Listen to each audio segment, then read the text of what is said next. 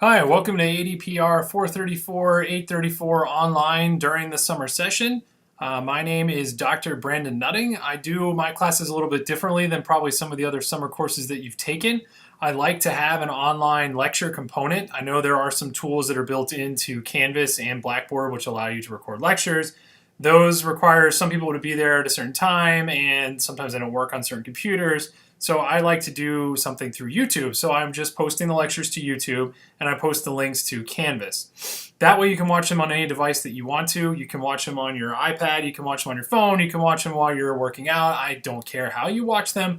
Just make sure that you are watching them because you will have quizzes on them. So a little bit about me, my background. This is technically the end of my first year, beginning of my second year at the University of Nebraska. Prior to that, I was at a small liberal arts school in South Dakota. So I was there for about 4 years. I've been teaching in advertising for a while now. I was teaching at Texas Tech before that. And my true passion is in communication technologies and data, really. I'm a big data guy. I'm a researcher. So my research areas kind of overlap here as well. So this class is kind of a passion of mine. I really like taking numbers and manipulating data and finding answers using numbers. So this class is a little bit of that. I try not to bog you down too much into actual numbers. I know this is not a math class. I don't want to get you bogged down in math. But I do want you to be able to take some data and be able to do stuff with that data and be able to interpret some of that data and what that means for you. Mostly so that when you leave this class that you would have the ability to walk into a business and be able to say, here's all this social data and what it actually means. And I think a lot of people have a hard time with that. You can count up likes all day long. Oh, I got 37 likes, and the average person has no idea what that means or why it's important. So my goal is to be able to convert that into something that you actually can use and that you can actually present as far as how those insights look. I've worked and consulted with a few companies on their social, so I've gone in and most of the ones that I've worked with have had zero social presence whatsoever, and they look at introducing a social presence. So I've been hired to come in and produce a bunch of social stuff for them, or at least get them on the right track to understanding what they need to do and how to actually maintain an online presence for their particular company. A couple of places have already had a small social offering and they've come to me and wanted to start something else, like they've had a Facebook and they're wanting to launch a Twitter or an Instagram or something like that. So that's sort of my background applied to the field. So the way that the course is structured is that once a week you'll have a lecture. You'll see me. I'll pop on and I'll talk about a few things. Then I'll switch over to slides. Then I'll just narrate over the slides. The interactive component has two pieces. So one piece is the course hashtag, which I know this is an 834, 434, so graduate students are watching this as well. But the hashtag that we will use is the 434 hashtag. So anything that you want to talk about related to the class, if you want to have some engagement, you should use Twitter, which the hashtag ADPR434, or you can comment on the video. I would actually like to see more commenting on the video because then more people will see it when they go to watch the lecture. You can comment using any device and we could get a conversation going. In the past, I've taught classes and had a lot of comments. We've got some really interesting discussions. I've had people who post articles about something that's related to what we're talking about. That's what I want to see. I want to see some engagement. The reason why I do it that way is I don't want to do those stupid message boards through Canvas. I don't think that it teaches you to use the online environment very well. So it's my hope that you will actually maintain and post comments down below this video on the YouTube channel. So we'll get rid of me. You don't need to see me anymore. And I have a few points to go over before I actually start talking about the lecture itself. Read the entire syllabus. It goes over all the things we're going to do. That way you have no surprises. I think a lot of students get annoyed, like, I'm not 5, I don't need to read it. Read the whole thing. Please read the whole thing. I'm not taking time out of your day to read it to you, so you need to read it. It tells everything we're going to do. It gives a rough overview of all the assignments. It gives you the due dates, so definitely make sure you've read the entire thing. This is a 5 weeks course. Things move quickly. I barely trimmed anything from the normal class. So you do have a lot of work to do in a relatively short period of time. And the way that I've structured is that everything is in a module. So you'll go to your module for week 1 and you will see that you have stuff due by Sunday at midnight. So you have an entire week to get everything done. Everything's due Sunday by 11:59 p.m. So if there's any confusion there, and that's also Central Time. I know I have some people who are taking this online, so make sure that you're paying attention to Central Time if you live on the East or the Mountain or the West, or if you live in another country. Make sure that you're paying attention to when those are due in relation to the time zone. I will post the lectures on Monday as far as these recordings. It's just a link to YouTube. You can also subscribe to the, I will put them all on a playlist on YouTube, so you can actually just go through the playlist if you wanted to, and then you might see them a little bit earlier than when I post them. I have a lot going on this 5-week term, so don't count on them being posted any earlier than Monday, but sometimes they might be posted earlier than Monday.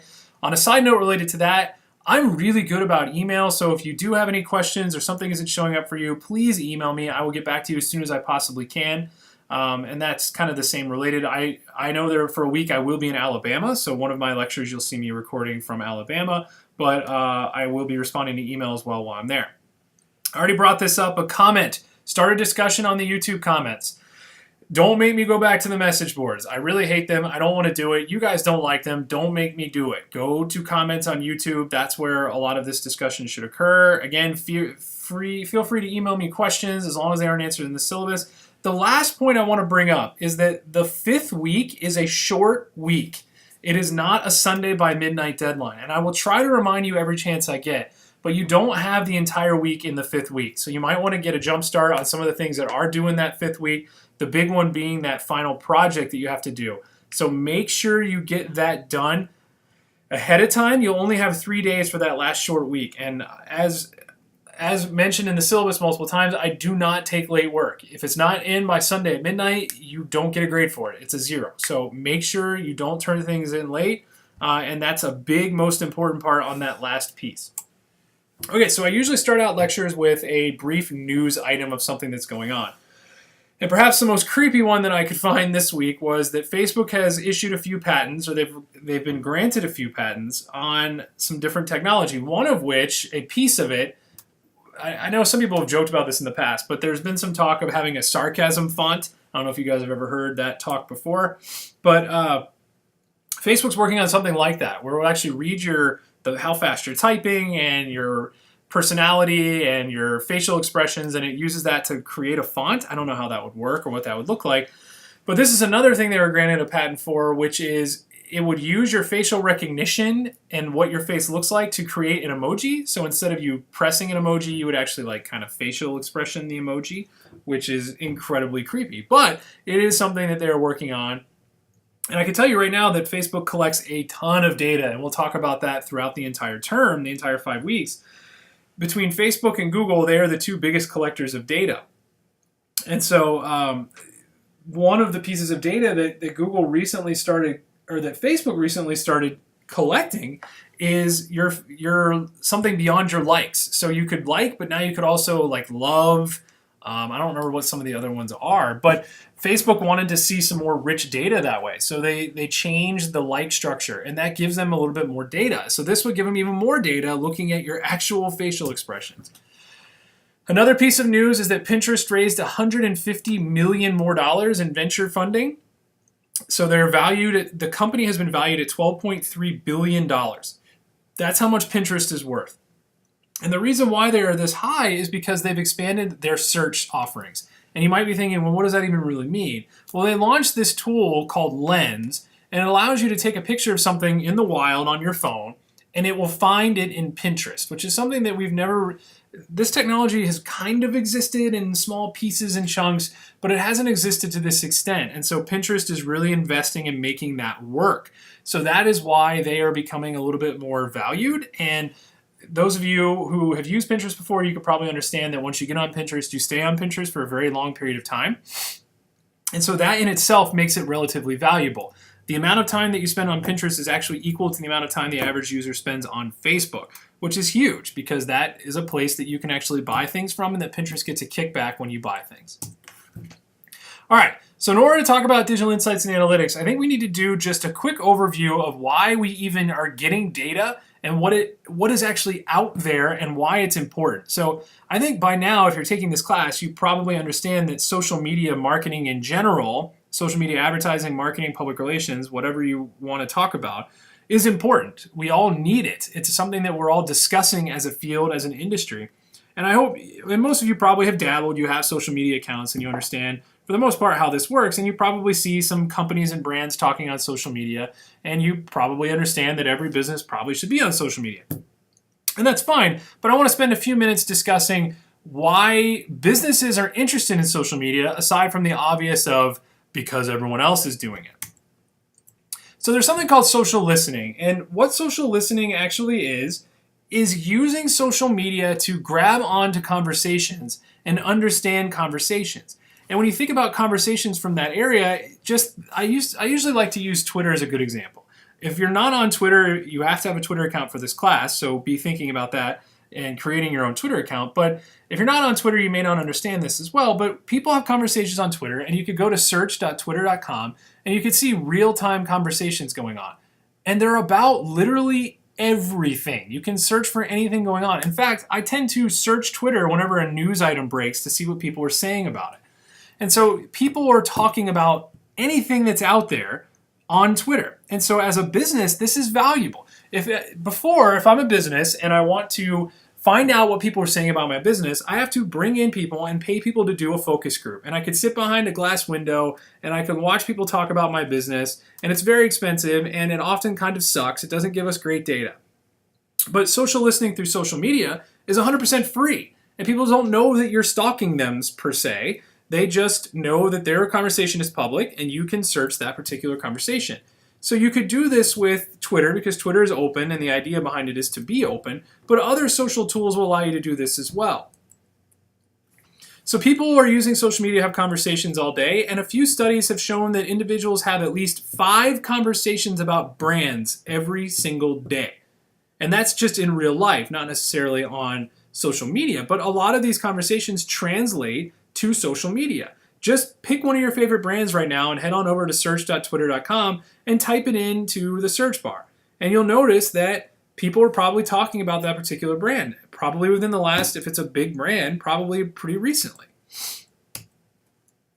So as a company, it's probably important not just to hear the good things, but also, or probably important to hear both good and bad. Most companies tend to dwell on paying attention to the bad, but some of the stuff that I've done for consulting, I try to teach them, you've got to pay attention to the good. You should celebrate the good as well. So it's important to hear both good and bad, like what are we doing right, but also what are we doing wrong? And we could do that through social listening. And we could use good to celebrate things, like we can find users who are bragging about our product and prop them up, so to speak. You could simply retweet them. You could post them on Instagram. You could do something like that. And that makes that person who already loves your brand even more happy. But it also uses them as an unofficial spokesperson for your brand. And the obvious can be done with bad, right? If you see somebody who posts something bad about your brand, you can reach out to them. You could try to make it right, or you can ignore them. I highly recommend that you don't ignore them. But there are different things you could do with the bad. You could just ignore it and then improve upon that. You could know that you made a mistake. You could apologize. There are a lot of things you could do with bad feedback. So 86% of companies are comfortable marketing with social tools, but only 41% use social tools for communicating with customers. So they're comfortable with posting stuff out there and saying, just posting ads. So think as you're scrolling through Facebook, those ads that pop up, or Instagram, the image ads that come up. YouTube ads, by the way, is another example. There are a lot of companies who are quite fine with dumping stuff on YouTube, but they don't actually use social media to engage. And so this is a lost opportunity for a lot of businesses. And so you can shift a lot of this conversation to figuring out things that would be valuable to you as a business as well as valuable to the customer. And so the other part of this that a lot of people tend to forget is that half of all social media users have used social care or customer service via social media. And a lot of companies are now shifting their call centers to social media, whether that's on Facebook or through Twitter. And the reason is actually pretty simple. One company that's a great example is Apple. Apple, for a really long time, did not use social media, period.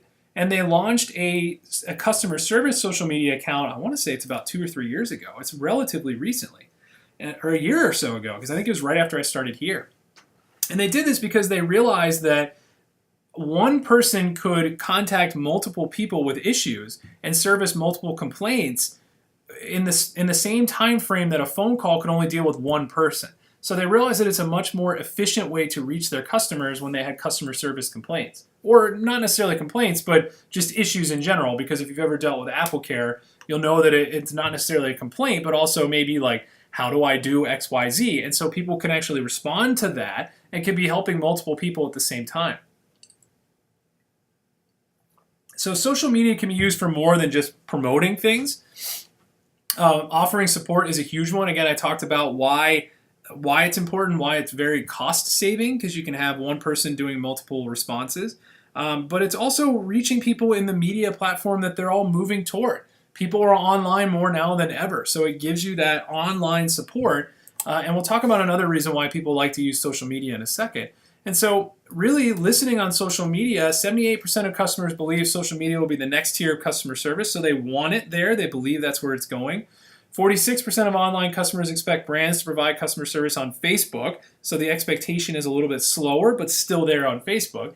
And 88% of customers are less likely to buy from companies who leave social media complaints unanswered.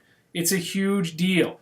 It's worse to have a social account and not use it than it is to not have an account, period.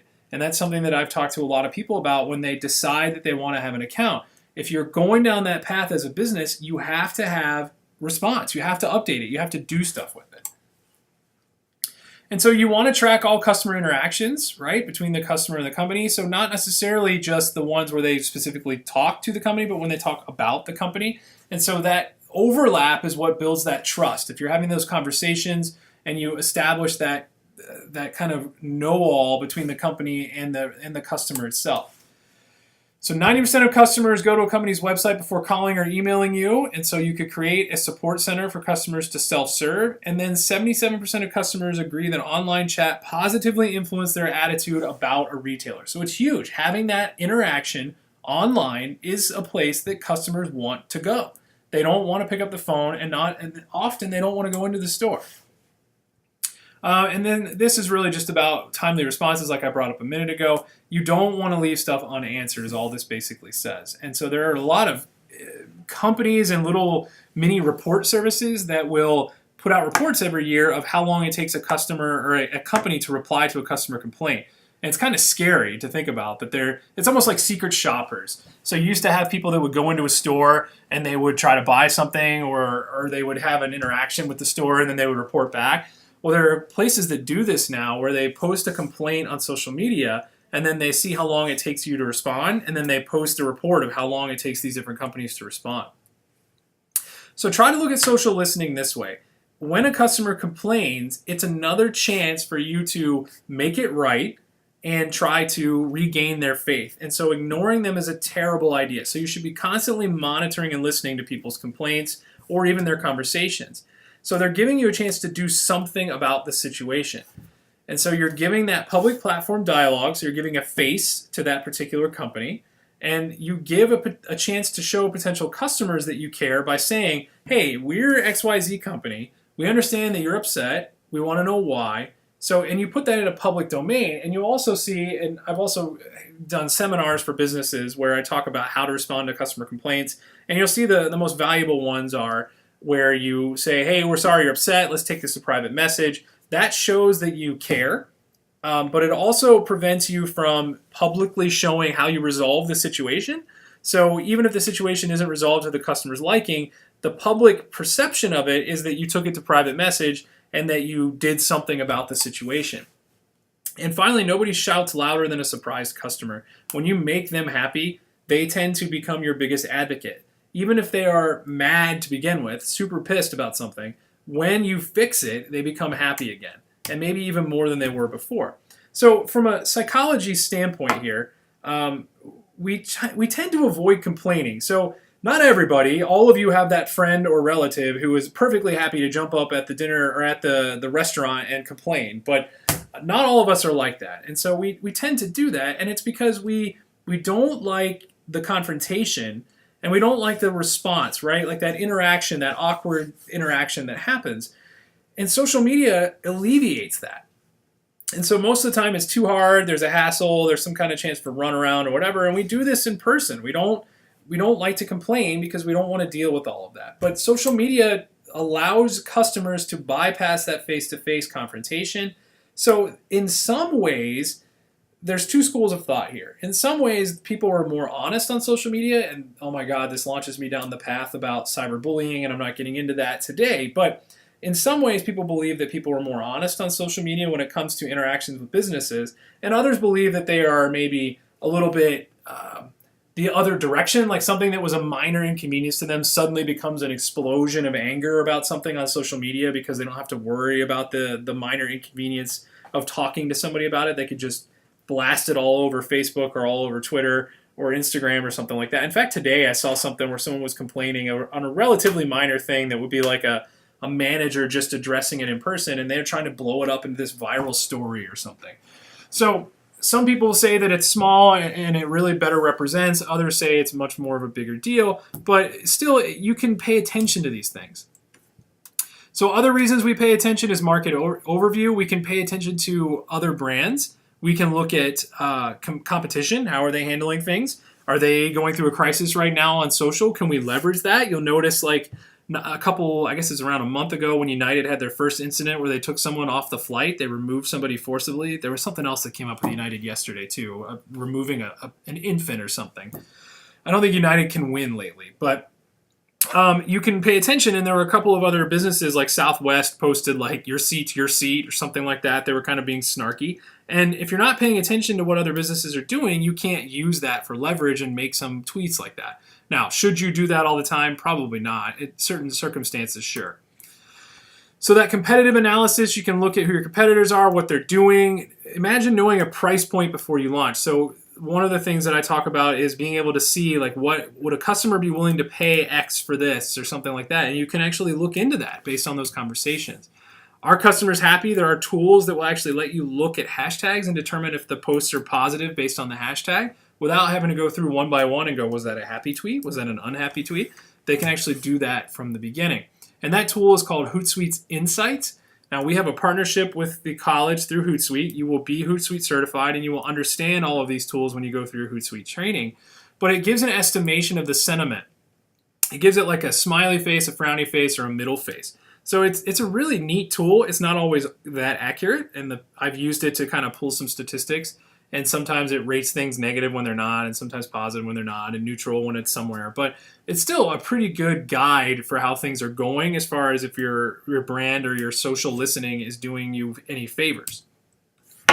So here's an example. This is from when Apple launched the iPhone 6, actually. And it's an old example, and I need to come up with a new one, but I haven't been online for any disasters in real time lately.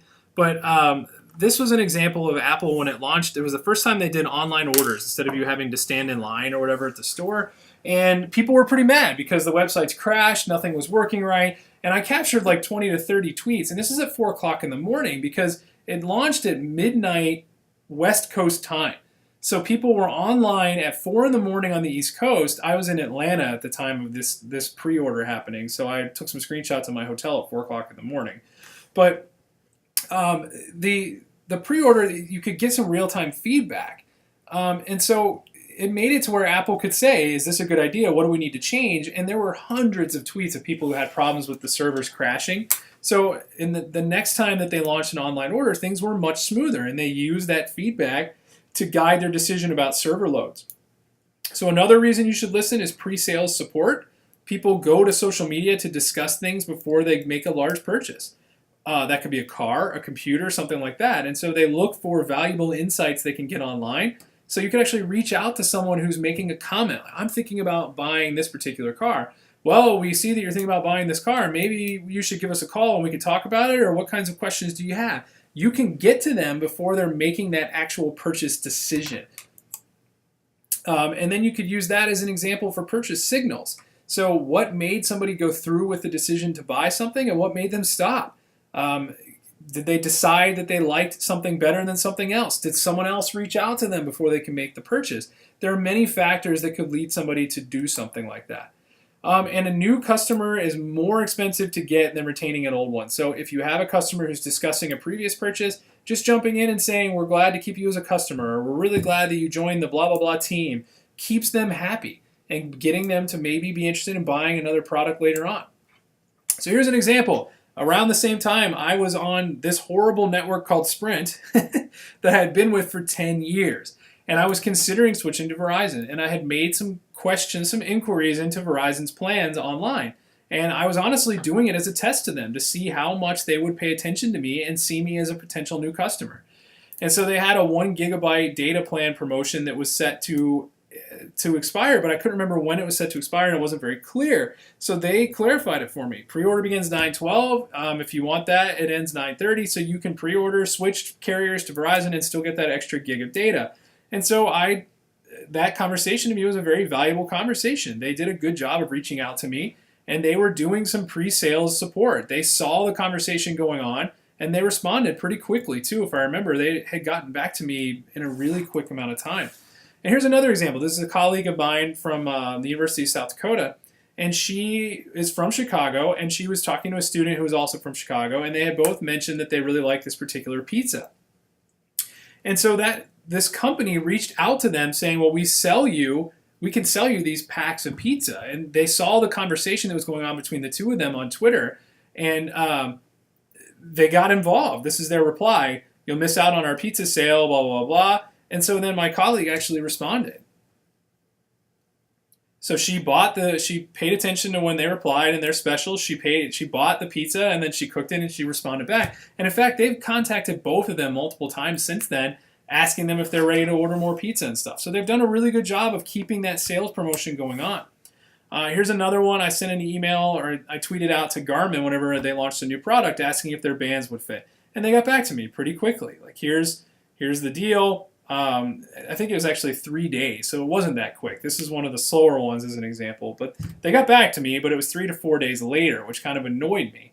But Twitter has an expectation of immediate responses. Facebook gives you that 3 to 4 days. But they did get back to me. And then sometimes I just like to jab at American Airlines. You'll hear that. You'll hear me make fun of American Airlines a few times throughout this course. But I constantly complain about American Airlines. I think they're a horrible airline. And so one time I flew them, and both of their flights were on time. So I did give them some kudos for that. And they responded. They were kind of tongue-in-cheek about it. And that's pretty cool considering how much heat I give them. So if you are interested in real-time listening, you don't have to have any special tools. You can just use the search.twitter.com. It's pretty robust. It gives you advanced search features, and it allows you to do a lot of things. It allows you to collect some data if you wanted to that way.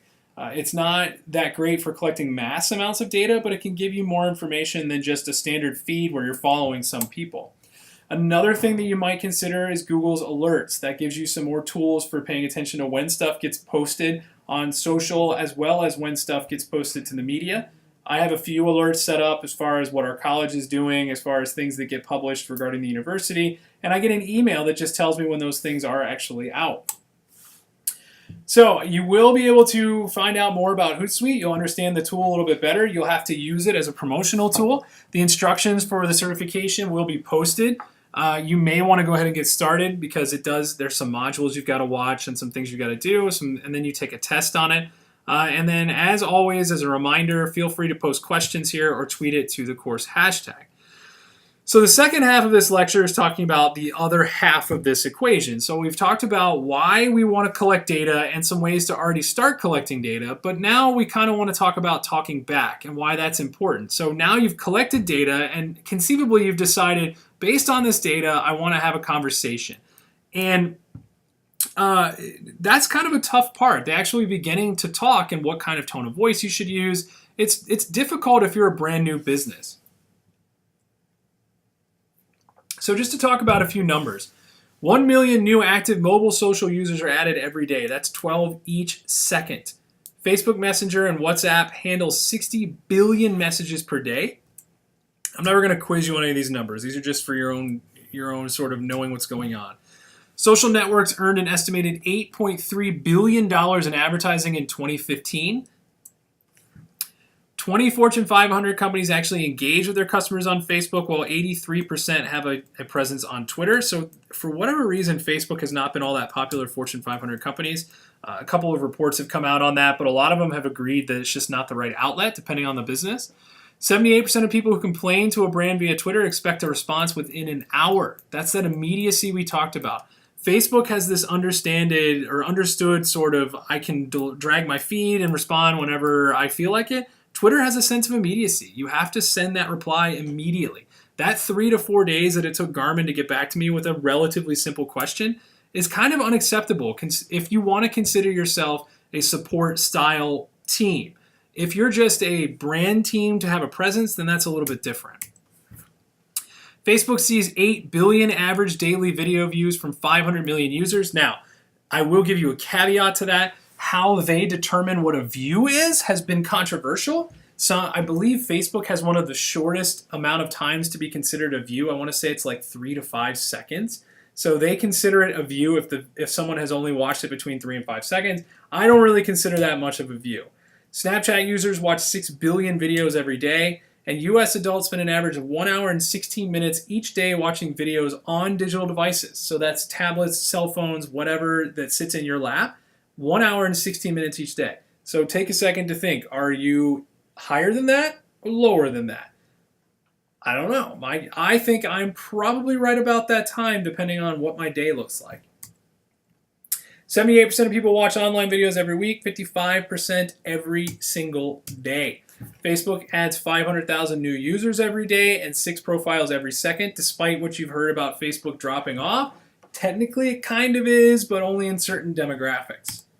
72% of all online US adults visit Facebook at least once per month, and that number actually continues to climb up slowly. 500 million people visit Twitter each month without logging in. There are a total of 1.3 billion accounts, but only 320 million of them are active. Of those, 44% made an account and left before ever sending a single tweet. Twitter has a lot of problems. We'll probably talk more about them throughout the semester. If you have questions, I'm happy to answer them for you. But basically, Twitter has a retention problem. People don't get Twitter, and I'm using air quotes there. They don't quite get it. So what you're seeing is a slight migration of Twitter to start looking even more and more like Facebook. If you have one of the newest versions of Twitter on the app on your phone, you'll probably know exactly what I'm talking about. To view your own profile, you have to click in the top left now instead of the bottom right, and they're trying to make it seem more like Facebook. 65.8% of US companies with 100 plus employees use Twitter for marketing. 77% of Twitter users feel more positive about a brand when their tweets have been replied to. 400 million active users monthly on Instagram, 80 million photos uploaded every single day. So there's a lot of content out there. 90% of Instagram users are younger than 35. I have an Instagram account. I don't quite get the allure of Instagram. And I know that about a third of you right now are going, oh my God, I love Instagram. Why doesn't he like Instagram? I don't know. I just don't see the value to it. I think Facebook's a little bit more interactive. I don't quite understand why I wouldn't just go to Facebook still. I mean, I intuitively get it, and I talk to people about it, but I, from a personal standpoint, don't think my life is interesting enough to post better photos, I guess, so it's just not something that I've really turned to. Pizza is the most popular Instagram food behind sushi and steak. So if you're thinking about posting your pizza, sushi, or steak, please spare us. We're tired of seeing your pizza, sushi, and steak photos. We talked about Pinterest already. Only about 100 million active users, but 42% of online women, of all women who are online, have been on Pinterest. So that's a huge portion. 450 million members on LinkedIn, 100 million of them are on there on a daily basis. More than 1 million users have actually published content on LinkedIn. This is my little quick caveat to you. If you are not on LinkedIn, you should be on LinkedIn. It used to not be that way. Now it is. It is slowly replacing online portfolios. It's slowly replacing resumes. It is a good place to be for job seekers. If you're already in a comfortable position and you're not thinking about moving up or changing jobs, maybe not as necessary for you, although I would still have a presence. But if you don't have a job and you're looking for one, I highly recommend that you do jump on LinkedIn. And it is becoming more of what you call a push platform, meaning they want to get their information out there. Here's an example of how much time people spend on social media, 118 minutes per day. And then here's another thing that I want you to slowly pay attention to. Where are the most popular times to post? And the reason why I bring this up is because we'll talk about posting your own content here. And one of the things you have to do for this class is you have to promote your own blog. And so you need to kind of pay attention to when is the best time that I should promote my own blog. So here are the most popular times to tweet in the United States.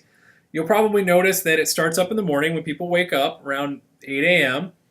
It ticks up the most during the lunch hour at noon, and then it slowly goes as people go to bed. You see another tick around hour 16 throughout the day, which is around 4 p.m. So when people are getting close to dinner time, and then as people are starting to fall asleep.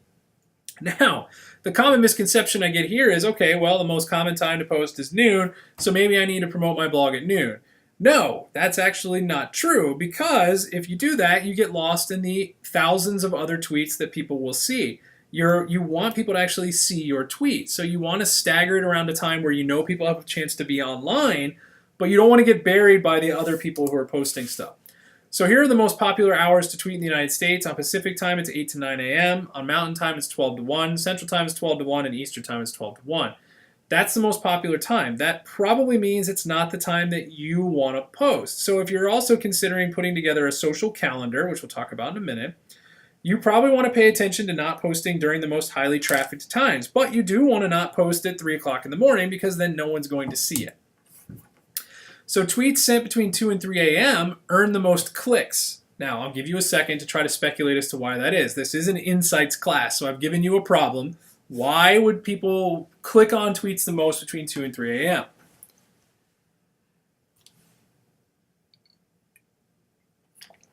If you guess because people are incredibly bored between 2 and 3 a.m. and are trying to go to sleep and they want anything in the world to do, then you're probably right, but I am speculating. And the highest number of clicks per tweet occurs between 2 and 4 a.m., peaking between 2 and 3. And the fewest clicks per tweet happen in the morning, where the volume is particularly high between 9 and 1 p.m. So ask yourself, with your particular post that you're trying to make, you've set up a social calendar. You know that you're going to post a few things during the week, and one of them you want people to actually click on. The others are just reminders. That should dictate what you do. You might consider sending a reminder at 2 o'clock in the morning when it's more likely to be clicked on. But remember that just because it's likely to be clicked on doesn't mean that that's the type of user that you want. We already talked about that. Best time to post to Instagram, between 7 to 9 and 4 to 6. Best time to post to Facebook, 1 to 4 with a spike at 3. And then you also want to be toward the end of the week. So I alluded to it, but when you want to put together a calendar, you might also consider scheduling your posts, which means you create the posts ahead of time, and then you let the computer post it for you. When you start, if you do this as a career and you leave the industry, you leave college, or if you're already in this career, you'll sit down with somebody who's in charge of some other parts of the campaign, and you'll say, okay, here's when we want to run these particular posts, here's where we're going to put them on the platforms, and you build a calendar. And so then you can also schedule them ahead of time. Most people who I've worked with who do this, they use Hootsuite. Some people use Buffer. And they let you load these posts into a queue and set the time as when they will go. That's fine, but always, always, always make sure that you're paying attention to these things, because sometimes things happen and you don't want to run your tweet during that time. Let's say some major political event happens and your post is scheduled to run, and it's going to run like 3 minutes after Twitter is just enthralled in this political event. You probably don't want to run it then, because it's going to get lost. Or, heaven forbid, something bad like a terrorist attack happens. You don't want to be the company that's still posting advertising stuff while that's going on. So you've got to be careful where even if you set things up to post on their own time, you still need to be paying attention and have the ability to stop it. So if you're in charge of a social account and you don't have the ability to stop an account, that's bad. You want to talk to your boss or whatever and say that I still need the ability to stop it if something bad happens. So overall, social is the top internet activity. Americans spend more time on social media than any other internet activity, including email now. So social media is huge. That's why you've seen this skew for businesses and why they have to be there. And then on top of that, mobile has become more important than desktop. 60% of social media time is spent not on desktop computers, but on smartphones and tablets. So when we talk about social mobile, we generally talk about anything that's not a computer that sits on a desk or a laptop. So laptops are not really considered mobile. They're considered part of the desktop thing now. And when you talk about mobile, it's more about the phone and the tablet. So anything that you can lay in your lap that's not a laptop is kind of how I've always talked to people about it. Pinterest, Tumblr, and LinkedIn made successful pitches last year to increase engagement on their mobile site. So they're trying to get more people off the web and more onto mobile. So they've revamped their apps, stuff like that, because when you, and there's a long reason we'll talk about later on with statistics and with tracking, but when you send the person onto mobile, you also get their location data if you allow your company to request it. So that can also help you target things, especially for Pinterest. We talked about their Lens app. If you can take into context of where the person is standing, because if they're using a mobile device, you can generally get their location, then that can be a factor into your search. And that can also help you better track things and better sell things. So when it comes to engaging, the one thing that I say is think of it as a cocktail party. You need to be the person engaging, not the person standing in the corner shouting. When you talk about traditional advertising, that's sort of like the person standing in the corner shouting. You're saying, here's my stuff, buy my stuff. Social is more about creating a conversation. It's not necessarily about directly selling. And that's why I often tell people that social media is more a public relations activity than it is an advertising activity. You are trying to develop a relationship with the customer more so than you're trying to sell to the customer. It's still important to try to sell to the customer, obviously, or you'd be wasting your money. But the goal is more about having this relationship. So you want to have an informal conversational voice. You want to act like a real person. So even though you've developed a strategy, you've written a calendar, you've got all these posts scheduled, it should feel like a spontaneous conversation is going on. Be consistent, and anything that looks overly managed will be completely ignored.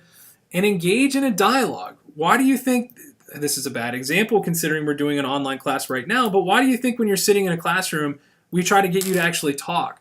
Having a conversation is more important, and because it's more remembered than me just lecturing one way, which is again why I'm going to make my push for why you should respond and have some comments down at the bottom of this particular video. If we get a conversation going on, then you're more likely to remember these things, and it's more likely for me to try to post stuff that I didn't maybe get to or that I didn't think about during this particular component.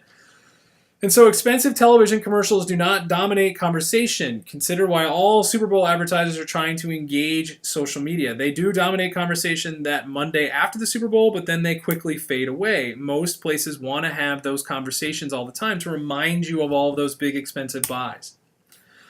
All right, so the conclusion here is to learn to be engaging, works and look at what works and emulate it. And really do a little bit of trial and error and see what's been done in the past. That's a really great thing, is to, again, use your social lookup skills to look at what other people have done and see how well it works. So next week, we know we can collect data. We talked about that with social listening. We know why we collect data. We've talked about that with social posting. But starting next week, we'll talk about how to actually manipulate some of that data. Don't worry, not that heavy into math. If you can add and subtract, you'll probably be fine. It's about Excel functions and how to do stuff with that.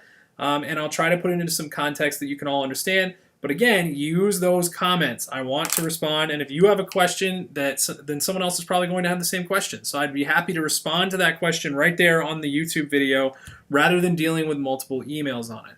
All right, if some of this just jarred something in your memory and you want to send me an email as well, you're welcome to do that. Again, my big pitch is that I'm mostly on campus here, so if you do live in the Lincoln area, I'm happy to meet with you and talk about things as well. Feel free to email me. Other than that, have a great week, and I will talk to you again next week.